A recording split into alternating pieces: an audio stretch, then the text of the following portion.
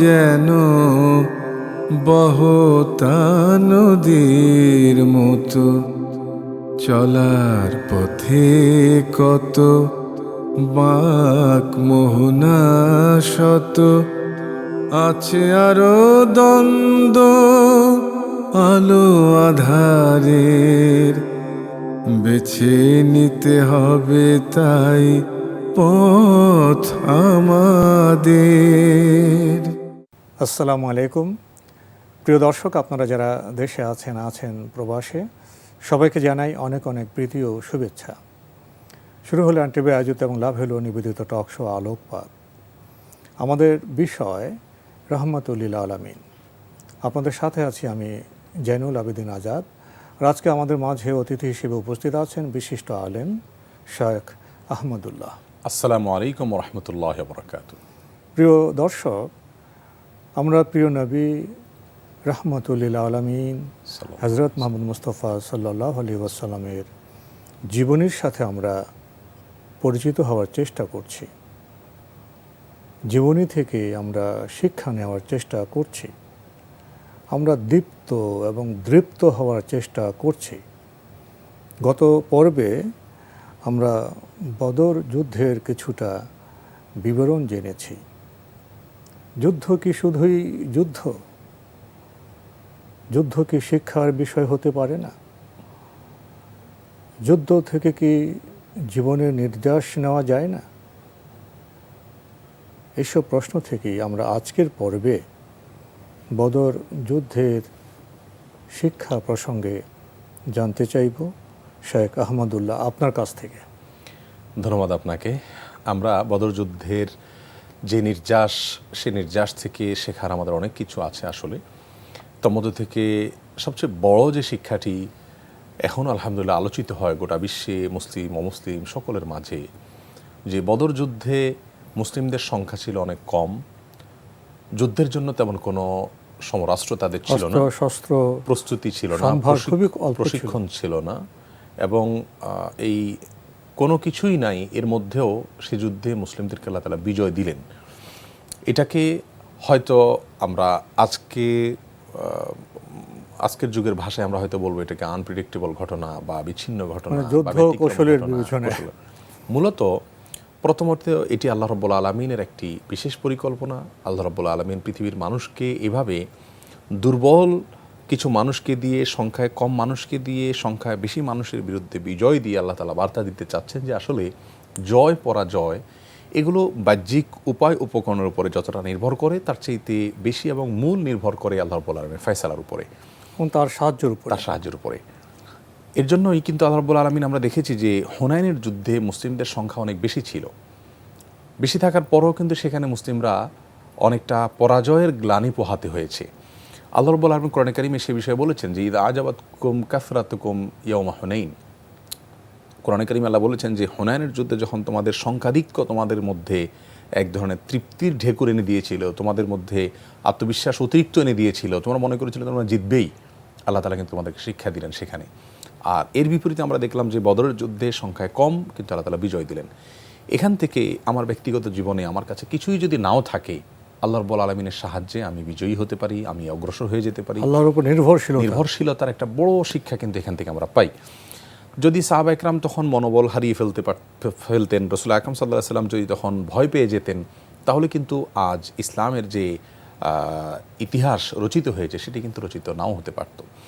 অতএব বদর যুদ্ধের সবচেয়ে বড় শিক্ষা এটি যে আমার উপায় উপকরণ যাই থাকুক না কেন, একজন মুসলিম সবসময় আল্লাহর প্রতি ভরসাটা রাখবে। আল্লাহ তাআলা দেয়ালে পিঠ ঠেকা মানুষটিকে, দেয়ালে যার পিঠ ঠেকে গেছে তাকেও সেখান থেকে আল্লাহ তাআলা ফিরিয়ে আনতে পারেন এবং বিজয়ের বেশি আল্লাহ তাআলা তাকে ফেরত দিতে পারেন। সেই শিক্ষাটি আমরা এখান থেকে পাই। কোরআনে কারিমে আল্লাহ বলেছেন যে ওয়ালা তাহিনু ওয়ালা তাহজানু আনতুমুল আ'লাউনা ইন কুনতুম মুমিনিন। তোমরা যদি সত্যিকার অর্থে আল্লাহর প্রতি বিশ্বাস স্থাপন করে থাকো, তোমাদের ভিতরে যদি ঈমান থেকে থাকে, তাহলে তোমরাই বিজয়ী হবে। তোমাদের ভয় পাওয়ার কোনো কারণ নেই, মন খারাপ করার কোনো কারণ নেই। তাহলে হীনমন্যতা এটা ইসলামে অনুমোদিত নয়। আল্লাহ রাব্বুল আলামিন কোরআনে কারিমে কিন্তু বিভিন্ন জায়গায় বলেছেন লা তাইয়াসু ওয়ালা তাইয়াসু, তোমরা নিরাশ হবে না। ইন্নাহু লা ইয়াইআস মির রাউহিল্লাহি ইল্লাল কওমুল কাফিরুন। আল্লাহর রহমত থেকে নিরাশা শুধু কাফেররা, হতাশা মুসলিম জীবনে থাকতে পারে না। অন্য আয়াতে আল্লাহ তাআলা বলেছেন লা তাকনাতু মির রাহমাতিল্লাহ, আল্লাহর রহমত থেকে তোমরা নিরাশ হয়ো না। অতএব একজন মুমিনের জীবনে হতাশা আসা এটা কোনো অবস্থাতেই তার ঈমানের সঙ্গে বিশ্বাসের সঙ্গে আসলে সঙ্গতিপূর্ণ নয়। মুমিনের বিশ্বাস থাকবে যে আল্লাহ রাব্বুল আলামিন যিনি বদরের যুদ্ধে ইসলামের শুরুর দিকে এতটা দুর্বল একটি বাহিনী দিয়ে রাসূল আকরাম সাল্লাল্লাহু আলাইহি ওয়াসাল্লাম যখন অভিযানে নেমেছেন, আল্লাহ তাদেরকে বিজয়ের বেশে ফিরিয়ে দিয়েছেন। সে আল্লাহ তাআলা আমার জীবনে যে কোনো অবস্থা থেকে আমাকে উত্তরণের পথ দেখাতে পারেন, সে আশা আমরা এখান থেকে বাঁধতে পারি। বদরের যুদ্ধের আরেকটি গুরুত্বপূর্ণ বিষয় হলো, আপনি নিশ্চয়ই খেয়াল করেছেন যে শুরু থেকে নিয়ে একেবারে শেষ পর্যন্ত প্রতিটি পদে পদে কিন্তু প্রিয় নবী সাল্লাল্লাহু আলাইহি ওয়াসাল্লাম পরামর্শ করেছেন এবং যুদ্ধের সর্বাধিনায়ক হিসাবে, আল্লাহ তাআলার রাসূল হিসাবে তার প্রতি সবাই ঈমান আনয়ন করেছেন, তার হাতে হাত রেখে অঙ্গীকার করেছেন, বায়াত করেছেন। তার তো আসলে পরামর্শ না নিলেও চলতো, অর্থাৎ কেউ তার তো আনুগত্য প্রদর্শন করতে কেউ তো অস্বীকৃতি জানাতো না। তারপরেও তাদের মতামতটাকে নিয়ে তাদেরকে নিজের সঙ্গে নেওয়ার চেষ্টা তিনি করেছেন। আমরা দেখেছি যে আমরা অগ্রসর হব কি না, নাকি পেছনে ফিরব, এ বিষয়ে তিনি পরামর্শ করেছেন। এমনকি যুদ্ধের শেষে যে ৭০ জন যুদ্ধবন্দী নিয়ে তিনি ফিরলেন মক্কায়, তাদের ব্যাপারে কি করা হবে সে বিষয়ে তিনি পরামর্শ আহ্বান করলেন। এখানে আবু বকর সিদ্দিক রাদিয়াল্লাহু তাআলা আনহু পরামর্শ দিলেন, ইয়া রাসূলুল্লাহ, আমাদের অর্থ কষ্ট আছে, আমরা দারিদ্র্যর মধ্যে রয়েছি, অতএব তাদেরকে আমরা যদি অর্থের বিনিময়ে ছেড়ে দিই তাহলে আমাদের কিছু পয়সা কড়ি হলো, আমরা চলতে পারলাম, এটা ভালো হয়। ওমর রাদিয়াল্লাহু তাআলা পরামর্শ দিলেন, ইয়া রাসূলুল্লাহ, যেহেতু এরা আল্লাহর দ্বীনের বিরুদ্ধে, মানবতার বিরুদ্ধে অবস্থান নিয়েছে, এদের পাপের ফসল তাদের পাওয়া উচিত এবং শাস্তি তাদের পাওয়া উচিত, তাদেরকে হত্যা করা উচিত, মৃত্যুদণ্ড ঘোষণা করা উচিত। যাই হোক, রাসূল আকরাম সাল্লাল্লাহু আলাইহি ওয়াসাল্লাম আবু বকর রাদিয়াল্লাহু তাআলার ফয়সালাটিকে মানলেন, অর্থাৎ তার মত অনুযায়ী সিদ্ধান্ত দিলেন। আল্লাহ রাব্বুল আলামিন কিন্তু আয়াত নাযিল করেছেন যে তোমরা সামান্য কিছু পয়সা তোমাদের দায়িত্ব দূর করার জন্য কিছু বিনিময় পাবে, সে আশায় তাদেরকে তোমরা ছেড়ে দিলে এবং সিদ্ধান্ত নিলে, অথচ আল্লাহ চাইছিলেন সেটাই যেটা ওমর রাদিয়াল্লাহু তাআলা চেয়েছেন। এখানে একটু ওমর রাদিয়াল্লাহু তাআলার ফজিলত বলতেই হয়। ওমর রাদিয়াল্লাহু তাআলা আনহুর ব্যাপারে কয়েকটি বার আয়াত নাজিল হয়েছে কোরআনে। আল্লাহ তাআলা তাকে এমন একটা রুচি দিয়েছেন যে তার রুচির সাথে আল্লাহর বলা সিদ্ধান্ত মিলে যায়। এবং বদর যুদ্ধের এই বন্দীদের ব্যাপারে ওমর রাদিয়াল্লাহু তাআলার যে মত ছিল, সেই মতটাই ছিল আল্লাহ তাআলার পছন্দনীয় মত। যদিও পরামর্শের কারণে আল্লাহ রাব্বুল আলামিন রাসূল আকরাম সাল্লাল্লাহু আলাইহি ওয়াসাল্লামকে সেভাবে দোষারোপ করলেন না যে আপনি আমার পছন্দের বাইরের মতের উপর সিদ্ধান্ত নিলেন। এখান থেকে বোঝা গেল যে পরামর্শভিত্তিক যদি কোনো সিদ্ধান্ত নেওয়া হয়, সেখানে যদি কোনো ভুল সিদ্ধান্ত আসে, আল্লাহ রাব্বুল আলামিনের পক্ষ থেকে সেই ভুল মাফ করা হয় এবং আল্লাহ রাব্বুল আলামিন সেটাকে অনুমোদন করেন। বড় শিক্ষা। অতএব পারিবারিক জীবন বলেন, ব্যক্তিগত জীবন বলেন বা সামগ্রিক জীবনের যে কোনো স্তর বলেন, সব ক্ষেত্রেই কিন্তু পরামর্শ করে সিদ্ধান্ত নেওয়া, এমনকি যে বিষয়টি আমি ভালো বুঝি সেটাও যদি আমার অধীনস্থ বা পাশের লোকজন থেকে পরামর্শ নেই, তাহলে সেখানে আল্লাহর পক্ষ থেকে কল্যাণ আসে। আল্লাহ কোরআনে বলেছেন রাসূলকে, ওয়াশাওয়িরহুম ফিল আমর, হে রাসূল আপনি তাদের সাথে, অর্থাৎ আপনার সাহাবীদের সঙ্গে আপনি পরামর্শ করুন যে কোনো কাজে। বদর যুদ্ধের মতো এরকম একটা গুরুত্বপূর্ণ বিজয়ের পেছনে যেসব কাজগুলো ভূমিকা রেখেছে, যে সমস্ত বিষয়গুলো, তার মধ্যে থেকে একটা হলো এই পরামর্শভিত্তিক কাজ করা, শুরু থেকে একেবারে শেষ পর্যন্ত। তৃতীয় যে বিষয়টি শিক্ষণীয় তা হলো, আমরা জানি যে সাওদ ইবনে গাজিয়া রাদিয়াল্লাহু তাআলা নামে একজন সাহাবী ছিলেন, তার একটা বেশ মজার একটা ঘটনা ঘটেছে এর মধ্যে। যুদ্ধের জন্য সারিবদ্ধ হয়ে মুসলিমরা এক প্রান্তে দাঁড়ালেন এবং মক্কার মুশরিকরা শত্রুপক্ষ অপরপক্ষে দাঁড়ালেন। রাসূল আকরাম সাল্লাল্লাহু আলাইহি ওয়াসাল্লাম যুদ্ধের সর্বাধিনায়ক হিসাবে তিনি সাহাবীদের কাতার সোজা করছিলেন এবং যে সারিবদ্ধ হয়ে তারা দাঁড়াচ্ছেন, সারিকে সোজা করতে গিয়ে তার হাতে একটা ছড়ি ছিল বা এরকম কিছু একটা, সেটা দিয়ে তিনি এরকম সবাইকে সমান করার চেষ্টা করছিলেন। এর মধ্যে সাওদ ইবনে গাজিয়া রাদিয়াল্লাহু তাআলা একজন সাহাবী বলেন, ইয়া রাসূলুল্লাহ আপনি এটা দিয়ে, সেটা তরবারি হোক অথবা ওই ছড়ি হোক, এটা দিয়ে আপনি যখন সোজা করছিলেন আমার পেটে আঘাত লেগেছে, আপনি আমাকে কষ্ট দিয়েছেন। তো সবাই হতভম্ব হয়ে গেল। যুদ্ধের জন্য সবাই দাঁড়িয়ে আছে, এই লোক সেখানে কি পারলেন যে আমাকে কষ্ট দিয়েছেন? কি কষ্ট দিয়েছেন? খোঁচা লেগেছে, আমি ব্যথা পেয়েছি বা আমার কষ্ট হয়েছে। তো নিশ্চয়ই হয়তো একটু খোঁচা লেগেছে, কিন্তু এটা নিশ্চয়ই বলার মতো ছিল না। তিনি বললেন, তখন রাসূল আকরাম সাল্লাল্লাহু আলাইহি ওয়াসাল্লাম বললেন যে এখন তুমি কি চাও? রাসূল, আমি প্রতিশোধ নিতে চাই, আপনি আমাকে কষ্ট দিয়েছেন, আমি পাল্টা আপনি আমার পেটে খোঁচা দিয়েছেন, আমি আপনার পেটে খোঁচা দিতে চাই। তখন রাসূল আকরাম সাল্লাল্লাহু আলাইহি ওয়াসাল্লাম নিজের কাপড় তুলে দিলেন, জামা তুলে দিলেন, দিয়ে বললেন, ঠিক আছে, আমার পেট তোমার জন্য উন্মুক্ত করলাম, তুমি প্রতিশোধ গ্রহণ নাও। তখন সাহাবী রাসূল আকরাম সাল্লাল্লাহু আলাইহি ওয়াসাল্লামের শরীরে চুম্বন এঁকে দিলেন। নবী সাল্লাল্লাহু আলাইহি ওয়াসাল্লাম অবাক হয়ে গেলেন যে লোকটি বলল ব্যথা পেয়েছে, প্রতিশোধ নিতে চাইলো, উল্টা চুম্বন এঁকে দিল, আর যুদ্ধের জন্য প্রস্তুতি নিয়েছি, আমরা এখন জীবন সংগ্রামে ঝাঁপিয়ে পড়ছি, এই পর্যায়ে এসে সে এই ধরনের নাটকীয়তা কেন করলো? তখন বলল, তুমি কেন করতে গেলে এই সময়, এটার কারণটা কি? তখন লোকটি বললেন যে ইয়া রাসূলুল্লাহ, যে পরিস্থিতির মুখোমুখি আপনি দেখতে পাচ্ছেন, আর ফিরে মদিনায় যেতে পারবো সে আশা রাখছি না। জীবনের এই শেষ মুহূর্তে এসে দাঁড়িয়ে আপনার শরীরের ছোঁয়া নিতে চাই, আপনার সান্নিধ্য নিতে চাই, আপনার ভালোবাসা নিয়ে যুদ্ধে ঝাঁপিয়ে পড়তে চাই, আমি প্রেরণা পাবো। তখন রাসূল আকরাম সাল্লাল্লাহু আলাইহি সাল্লাম তার জন্য দোয়া করে দিলেন বরং। এবং এখান থেকে একটা বড় শিক্ষার বিষয় হলো যে মুমিন সর্বাবস্থায় আল্লাহ এবং তার রাসূল সাল্লাল্লাহু আলাইহি সাল্লামের ভালোবাসাকে তার জীবনের সবচেয়ে বড় হাতিয়ার হিসাবে নিবে। এই সাহাবী এরকম একটা পর্যায়ে এসে প্রেরণা পাওয়ার জন্য নবী সাল্লাল্লাহু আলাইহি সাল্লামের সান্নিধ্য, তার ভালোবাসা, তার ছোঁয়া, তার সাথে একান্তে কথা বলা, তার দোয়া নেওয়ার চেষ্টা কিন্তু অব্যাহত রেখেছেন। এখান থেকে রাসূল আকরাম সাল্লাল্লাহু আলাইহি সাল্লামের আনুগত্য, তার প্রতি ভালোবাসা, এটা যে আমাদের একটা বড় ধরনের সম্বল সেটা বোঝা গেল। যাই হোক, এই যুদ্ধের আরেকটি গুরুত্বপূর্ণ দিক হলো যে রাসূল আকরাম সাল্লাল্লাহু আলাইহি সাল্লাম যখন যুদ্ধে লিপ্ত হচ্ছেন, আবু জাহালের মতো মানুষকে হত্যা করবার জন্য নিশ্চয়ই মুসলমানদের মধ্য থেকে হামজা আছেন, আলী আছেন, রাসূল আকরাম সাল্লাল্লাহু আলাইহি সাল্লাম স্বয়ং আছেন, এবং মুহাজিরদের নেতৃত্বে যিনি ছিলেন সাদ ইবনে মুআয রাদিয়াল্লাহু তাআলা আনহু, যার অনেকগুলো আইডিয়া খুব গুরুত্বপূর্ণ ছিল বদর যুদ্ধের জন্য। যেমন তার মধ্যে থেকে একটি ছিল, তিনি পরামর্শ দিয়েছেন, ইয়া রাসূলুল্লাহ, আপনার জন্য একটা উঁচু কিছু একটা নির্মাণ করি আমরা, যেখান থেকে আপনি পুরো যুদ্ধ অবজার্ভ করবেন এবং উপর থেকে আপনি পর্যবেক্ষণ করে আমাদেরকে গাইডলাইন দিতে পারবেন। জি, তো রাসূল আকরাম সাল্লাল্লাহু আলাইহি সাল্লামের জন্য যে সাদ ইবনে মুআয রাদিয়াল্লাহু তাআলা আনহু, তার অনেকগুলো আইডিয়া ছিল খুবই গুরুত্বপূর্ণ বদর যুদ্ধের জন্য, এবং তিনি নবী সাল্লাল্লাহু আলাইহি সাল্লামের জন্য উঁচু একটি ঘর নির্মাণ করলেন এবং সেখানে সিঁড়ি দিয়ে উঠে নবী সাল্লাল্লাহু আলাইহি সাল্লাম পুরো যুদ্ধের পরিস্থিতি পর্যবেক্ষণ করছিলেন। তো সেই সাদ ইবনে মুআয রাদিয়াল্লাহু তাআলা আনহু, যার এত ভূমিকা, যার আনসারীদেরকে প্রেরণা যোগাবার জন্য, নবী সাল্লাল্লাহু আলাইহি ওয়াসাল্লামের আনুগত্য প্রকাশ করবার জন্য ঐতিহাসিক ভাষণ রেখেছেন, তার মাধ্যমে আবু জাহলের হত্যা হতে পারত, যেহেতু সে সর্বদা নায়ক ছিল।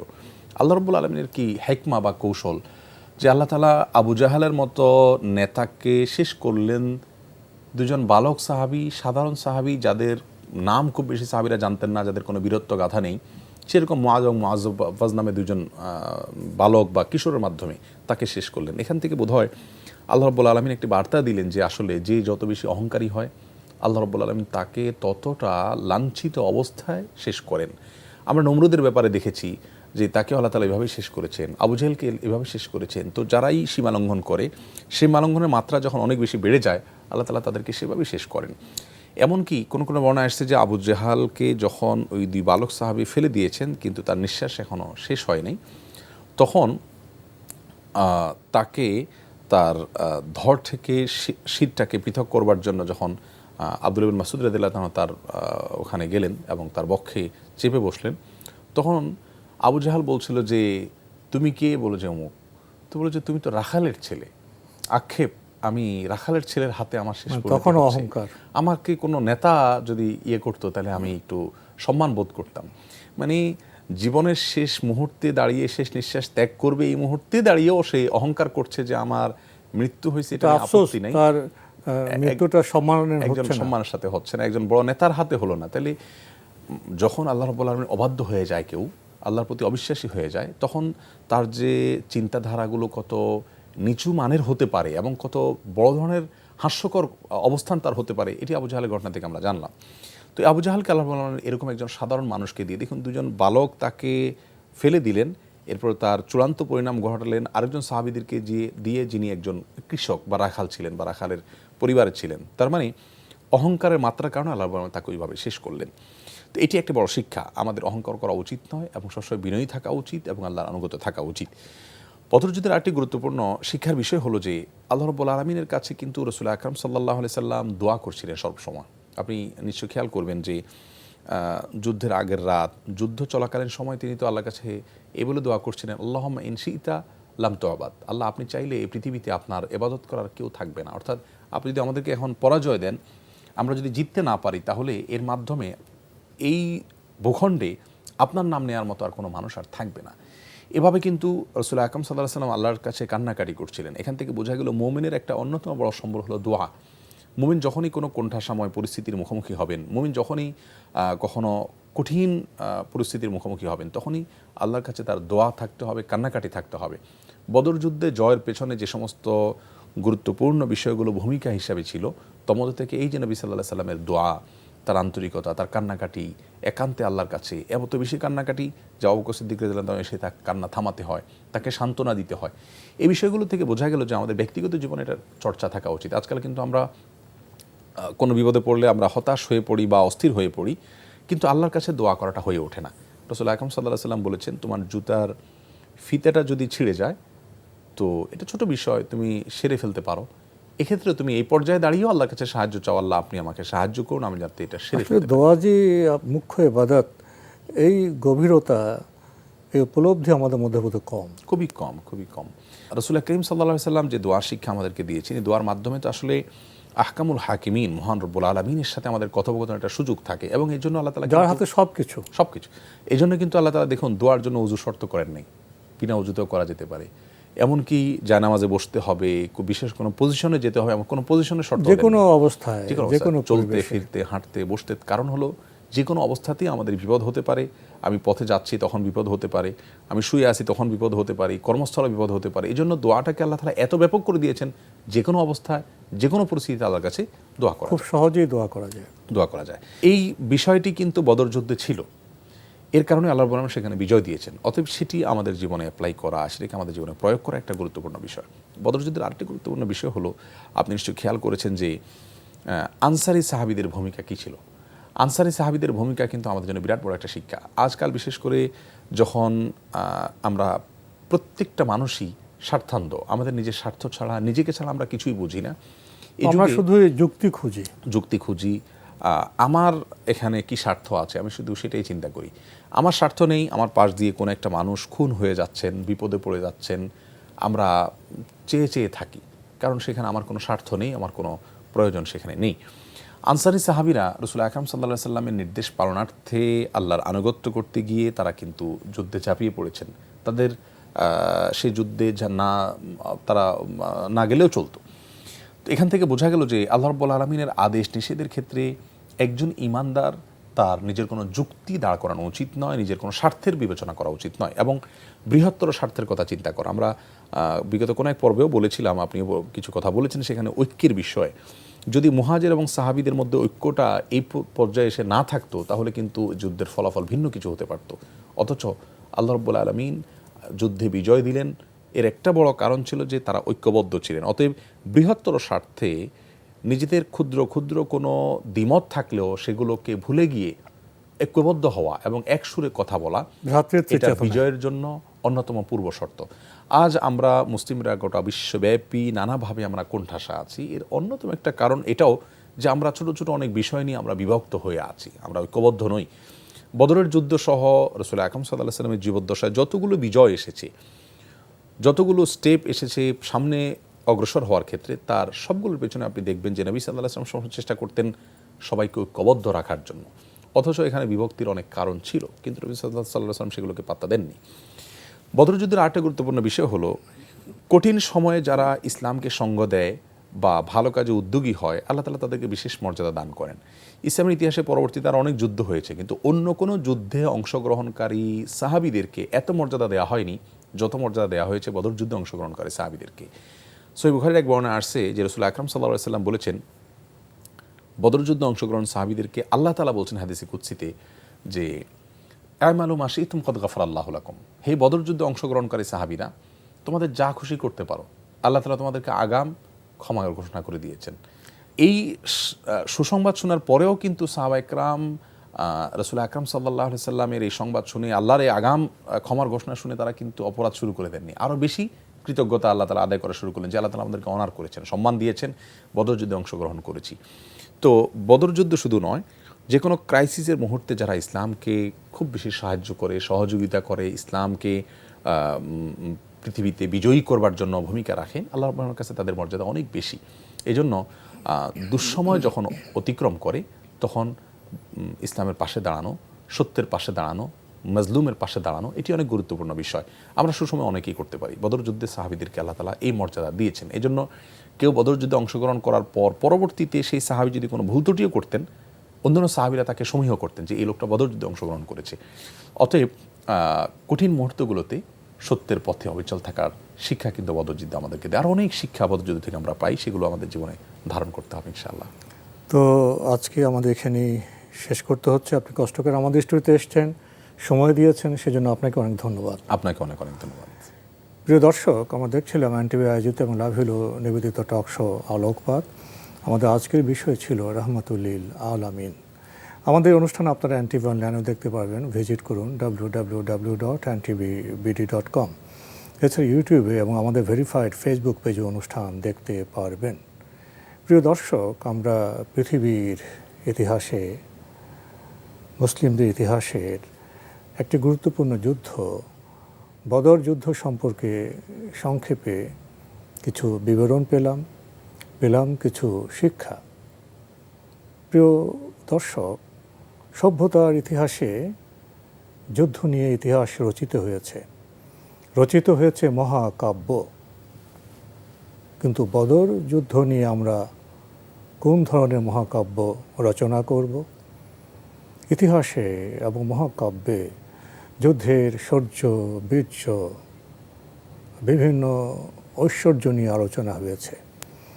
কিন্তু বদর যুদ্ধে বোধহয় মহাকাব্যের নতুন ছন্দ খুঁজে পাওয়া যাবে, যেটা অন্য কোনো যুদ্ধে আমরা লক্ষ্য করিনি। সেটা হলো মুহাজির এবং আনসারদের মিলনের যে ঐক্যের, ভ্রাতৃ চেতনার যে ঐক্য, সে বিষয়টি আমরা দোয়ার যে বিষয়, সেটা আমরা বদর যুদ্ধে লক্ষ্য করেছি। মহান আল্লাহর প্রতি নির্ভরশীলতার যে বিশেষ বৈশিষ্ট্য, সেটা আমরা এই যুদ্ধে লক্ষ্য করেছি। এবং লক্ষ্য করেছি মহান আল্লাহর সাহায্য, ফেরেশতাদের সাহায্য। এই বিষয়গুলো ইতিহাসের কোনো মহাকাব্যে পাওয়া যাবে না, যুদ্ধের কোনো ইতিহাসে পাওয়া যাবে না।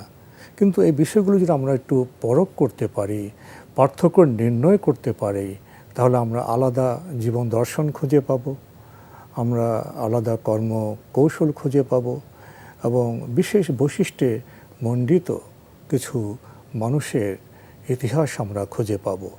বিষয়টি বোধহয় খুবই গুরুত্বপূর্ণ। কিন্তু এসব বিষয়ে আমরা কতটা অনুসন্ধানী, সে প্রশ্ন বোধহয় করাই যায়। প্রিয় দর্শক, মহান আল্লাহ আমাদের সবাইকে নিরাপদে রাখুন শান্তিতে। আসসালামু আলাইকুম। চলার পথে কত বাঁক মোহনা শত, আছে আরো দ্বন্দ্ব আলো আধারের, বেছে নিতে হবে তাই পথ আমাদের।